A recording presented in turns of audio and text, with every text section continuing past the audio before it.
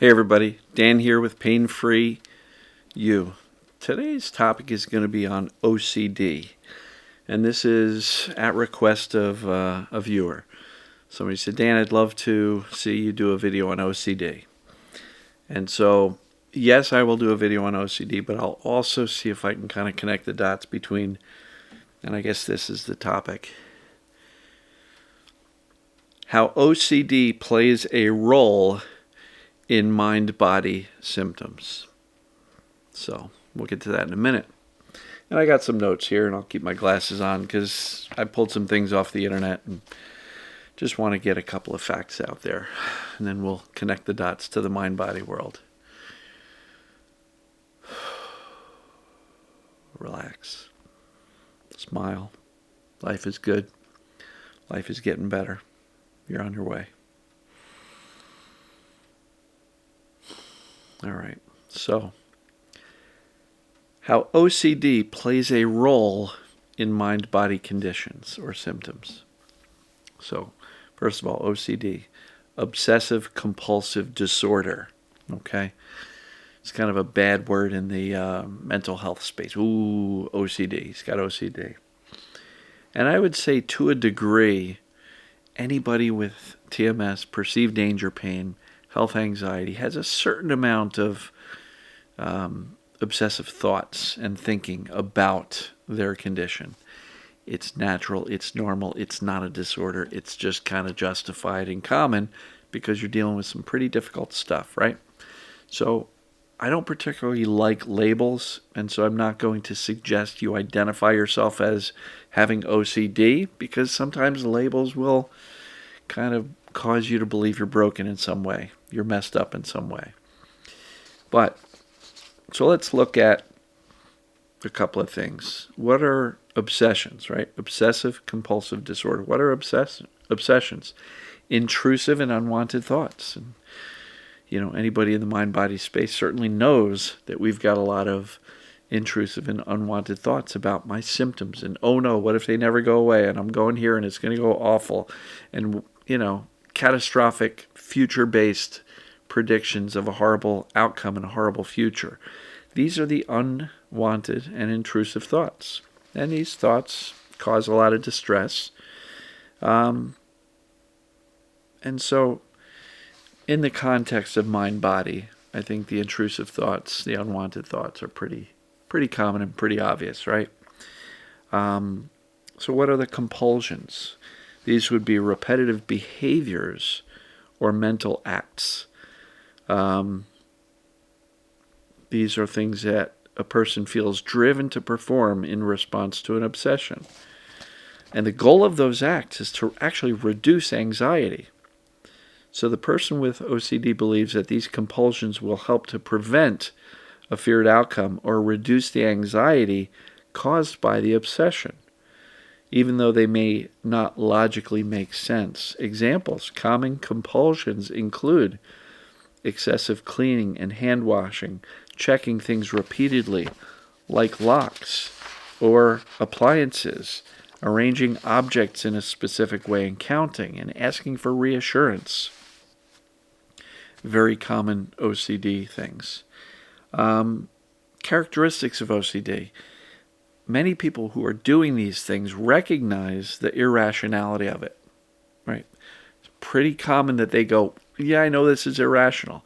I know I checked the stove 14 times before I left the house.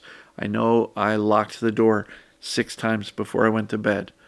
I know it's irrational. I checked it once. I know I checked it, but I'm going to check it again. But it can definitely interfere with daily life. It's time-consuming.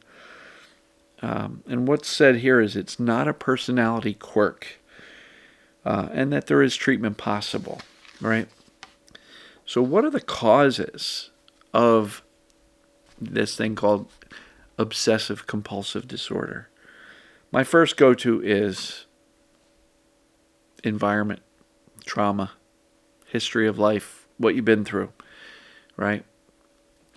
I think that's the biggie. They do claim genetics and brain chemistry, but they do point out environmental factors. Stressful life events such as trauma or abuse can increase the risk of developing OCD. I think that definitely happens. Early childhood experiences may shape how the brain processes and responds to anxiety and fear, and we can develop some of these behaviors and thought patterns to deal with those past experiences. So they're pointing out some causes for it. I really think the trauma, and let's put it in the context of the things I teach. OCD is caused by the brain perceiving some type of danger. You better lock the door. Nope, you better go back and check it. Nope, you better go back and check it. What's underlying that? Fear. Right? And there is something that Angie, my success story, brought up in our interview. She talked about sensory motor OCD, which is a repetitive, frequent checking of the sensations coming from our body. And that one makes the most sense of all in the context of TMS and perceived danger, pain, or symptoms. Because who here, comment below, feels like you're always checking what's going on in the body? Oh, I felt a sensation there. What does that mean? Is that anything I need to be worried about? Or, oh no, what was that? That's new. That's interesting. That's terrifying, right? And so we get this obsessive compulsive monitoring of the sensory motor sensations coming from our body. You know, you go out for a walk. How does my hip feel today? It hurt yesterday. How does it feel? It feels a little bit weird. Oh, it's hitching a little bit. It's clicking, right? And we can become obsessive, and that can create the obsessive thinking and the behavior patterns of avoiding and everything else. So, does this mean you're broken? Absolutely not. I think it means that the brain is perceiving danger. And I'm going to make this bold statement here to say, you know, safety can turn off symptoms that are years or decades old. Safety, conveying safety consistently, credibly to the brain, can turn off some of these obsessions, right? They say that CBT, in some cases anti-anxiety meds, can be a cure, but it has to be managed for a lifetime. I don't buy into this, you've got OCD for life. I believe we've got life experiences, and that has caused certain behaviors and thought patterns, and I think we can recover from that. Because if we can recover and teach the brain to turn off symptoms that are based on the brain perceiving danger, why can't we recover from obsessive thoughts or behaviors, like checking the lock 14 times? So I believe we can.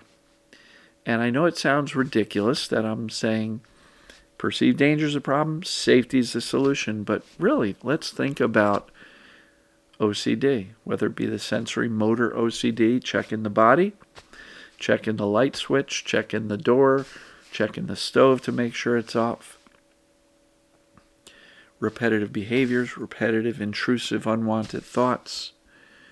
They're all driven by fear, perception of danger, right? And so as we become more confident in the fact that we're actually okay, you know, checking and learning and teaching ourselves that checking the door once is enough. Lock the door once, check the stove once, right?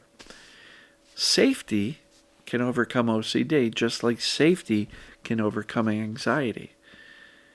And safety plus a little hope can overcome depression, because depression, in my view, is sadness plus no hope of change. You find some hope with some safety, and guess what? Depression can lift. I know it's an oversimplification of a lot of mental health conditions, OCD, even PTSD. I may have to tackle that some other time because that's a very complex topic. But at the end of the day, it's driven by past experiences that created fear, and the fear is kept and held and, you know, lives within us and can create certain thoughts, behaviors, intrusive thoughts, worries, flashbacks. And so aren't all of these things really driven by the perception of danger?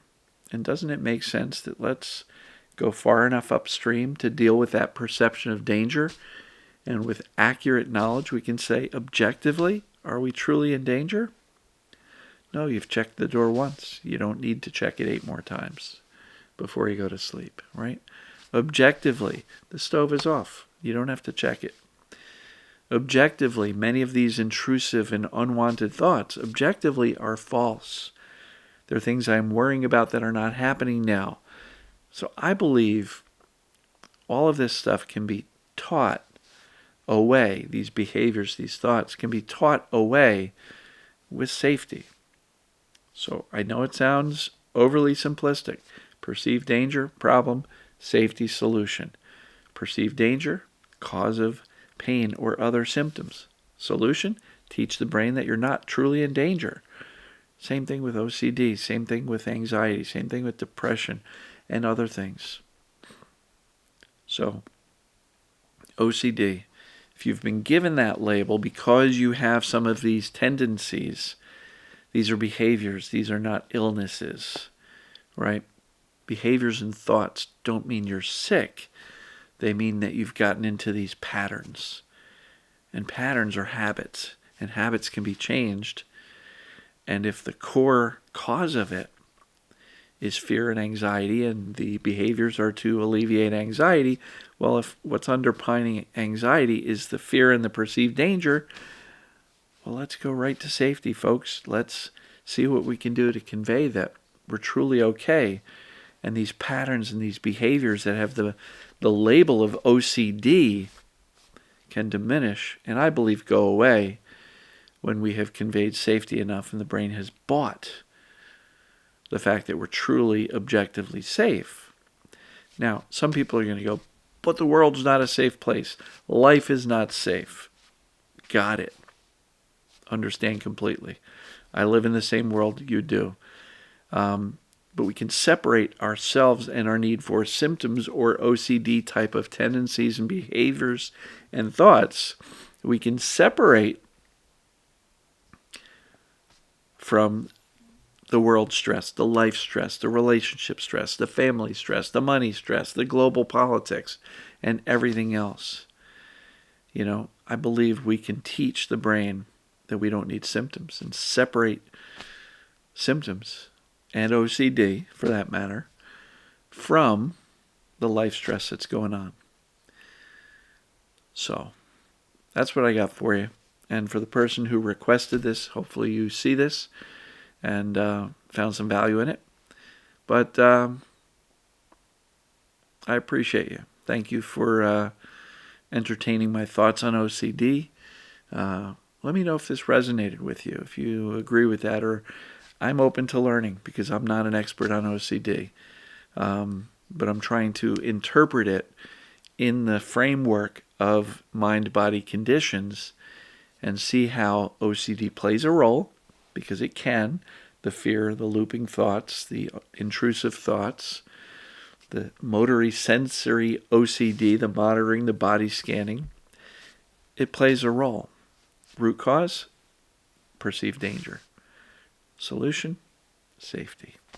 So, love you folks. I appreciate you. And as always, we'll see you tomorrow. Take care.